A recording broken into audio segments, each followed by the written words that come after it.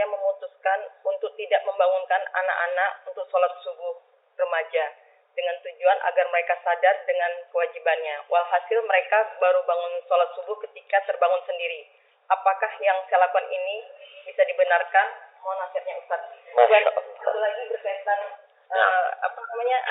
berkaitan Ustaz, ini pertanyaannya banyak ketika membangunkan suami untuk mengerjakan sholat, soalnya khususnya sholat subuh karena beliau ini suka begadang, jadi seringnya susah dibangunkan. Apakah terus dibangunkan sampai bangun Ustadz? Terkadang anak suka kesel sendiri, sudah keseringan dari beliau sendiri, tidak ada upaya usaha agar tidak kesiangan Ustadz. Masya Allah, barakallahu fikum. Masya Allah jemaah. Iya. Kayaknya pertanyaan yang pertama itu sama yang terjadi di rumah Ana. Ana itu nyampaikan ke anak-anak yang paling besar. Dia mau tidur di kamar sendiri, Ana sampaikan, oke, tidur di sana, tapi abang gak mau bangunin. Harus bangun sendiri.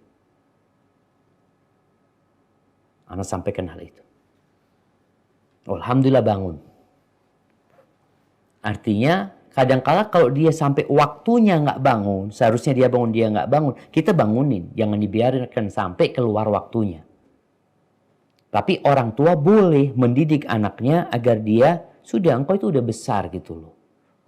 Punya handphone. Sampai subhanallah, ana hari ini rencana mau belikan beker. Hari ini nih.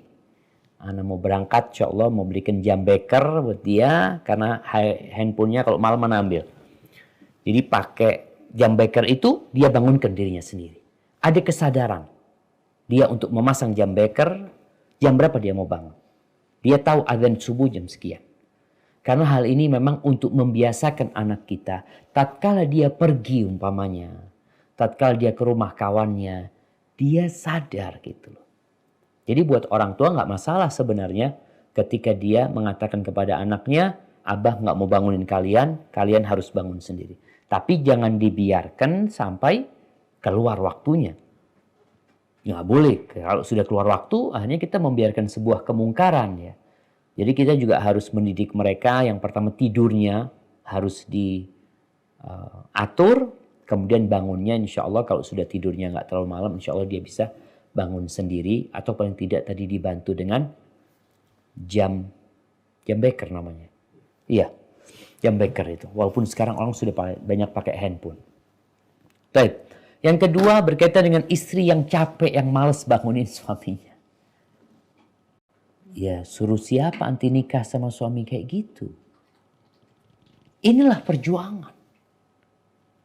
Anti dapat suami yang kayak gitu, alhamdulillah. Mungkin Allah mau kasih pahala buat anti. Nantiasa membangunkan dia.